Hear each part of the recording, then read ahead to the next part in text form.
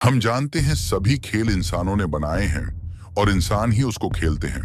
मगर एक शक्ति ऐसी भी है जो इंसान तो नहीं होती मगर फिर भी खेल बनाती है और उसको इंसानों के साथ खेलती है।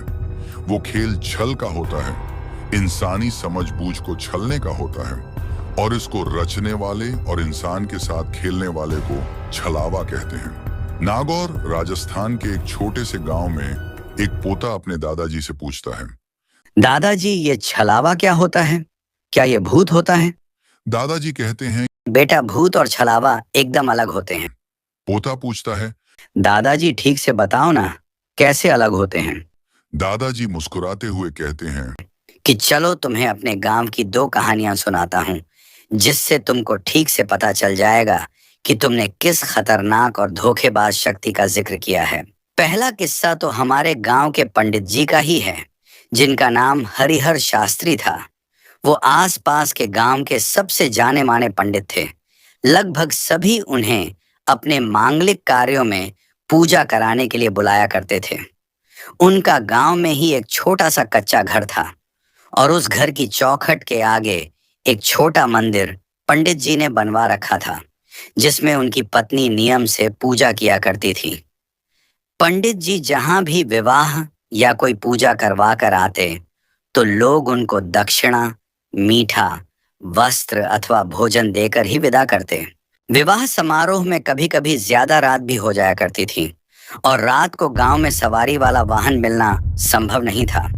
इसलिए पंडित जी ने एक साइकिल ले रखी थी। वो उसी से हर समारोह में आते जाते थे। एक रात की बात है, वो एक विवाह समारोह से सभी सामग्री जैसे मिठाई, फल, भोजन, दक्षिणा और वस्त्र लेकर अपनी साइकिल से आ रहे थे। रात काफी घनी हो चुकी थी। 1:30 से 2 बजे रात का वक्त रहा होगा। वो जंगल के कच्चे रास्ते से होते हुए अपने गांव की तरफ बढ़ रहे थे। तभी एक छोटा सा बकरी का मेमना उनकी साइकिल के आगे अचानक से भागते हुए आ गया। पंडित जी ने एकदम से साइकिल के ब्रेक लगाए, जिससे वो मेमना साइकिल के नीचे आने से बच गया। पंडित ने देखा कि मेमना सुरक्षित है और उसको कोई चोट नहीं आई है। ये देख पंडित जी की जान में जान आई कि वो छोटा सा मेमना ठीक है। पंडित जी ने चैन की सांस ली और मेमने की तरफ देखा तो वो मेमना बिल्कुल डरा नहीं था। वो भी पंडित जी को देखे जा रहा था। पंडित जी ने उसको देखा तो वो उस मेमने के आकर्षण में आ गए। मेमने का रंग चिट्टा सफेद था। वह इतना कोमल, मासूम और प्यारा लग रहा था, जैसे मानो कोई चीज उस मेमने की तरफ पंडित जी को खींच रही हो। पंडित जी के मन में उस मेमने को घर ले जाने का विचार आने लगा।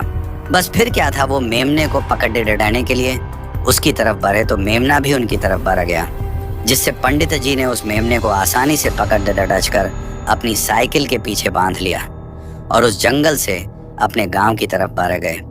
पंडित जी काफी खुश थे कि मिठाई, कपड़े, भोजन के साथ ये मेमना जब बच्चे और घरवाली देखेगी तो उनकी खुशी दोगुनी हो जाएगी। ऐसे विचारों से पंडित जी जंगल का आधा रास्ता पार कर चुके थे। थोड़ा सा और आगे चलकर उनको अचानक से साइकिल काफी भारी लगने लगी। साइकिल के पेंडल खींचने में बहुत ज्यादा दिक्कत आ रही थी, तो उन्होंने साइकिल की पिछली सीट की तरफ मुद्दा कर देखा तो उनकी जान हलक में आ गई। पिछली सीट पर उन्होंने अभी कुछ देर पहले एक कोमल सा सफेद रंग का मेमना बांधा था।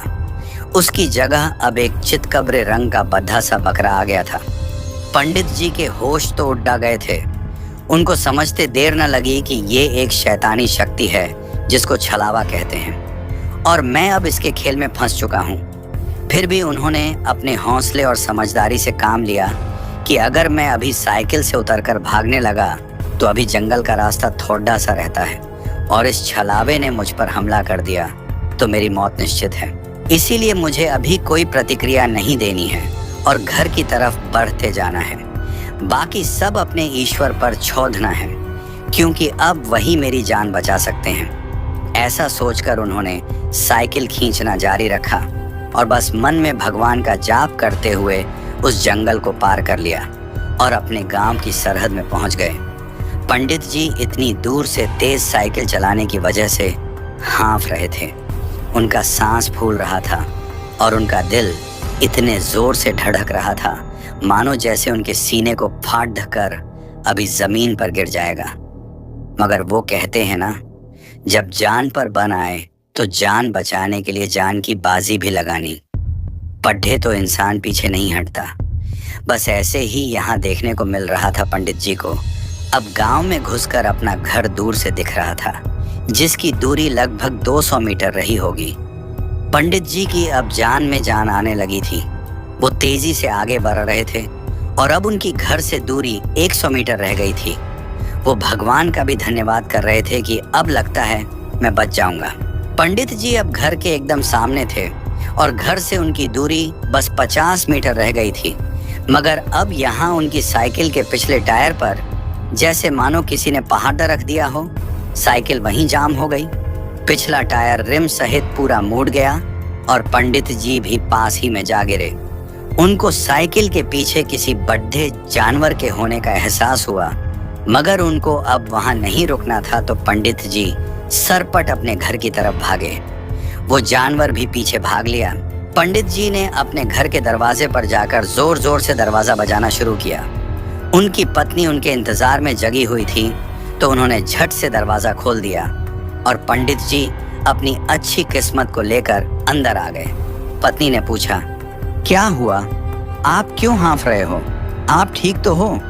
मगर पंडित जी ने बिना एक भी शब्द कहे हल्की सी अपनी खिड़की खोलकर उस छलावे को देखा तो वो अब एक काले भैंसे का रूप धरकर उनके आंगन के बाहर ही खड़ा दिख रहा था और गुस्से में फुनकारे मार रहा था। उनकी साइकिल दूर टूटी पड्ढी दिख रही थी और विवाह से मिला सारा सामान जमीन पर बिखर कर खराब हो गया था। मगर पंडित जी को कोई मलाल नहीं था। उसको अपनी जान बचने की बहुत खुशी थी और वो भगवान को बार बार धन्यवाद किए जा रहे थे कि अगर आज उनका साथ और उन पर विश्वास न होता तो उनके जैसा सामान्य व्यक्ति इतनी लंबी लड़ाई अकेला नहीं जीत पाता। कुछ देर बाद देखा तो वो भैंसा वहां से जा चुका था।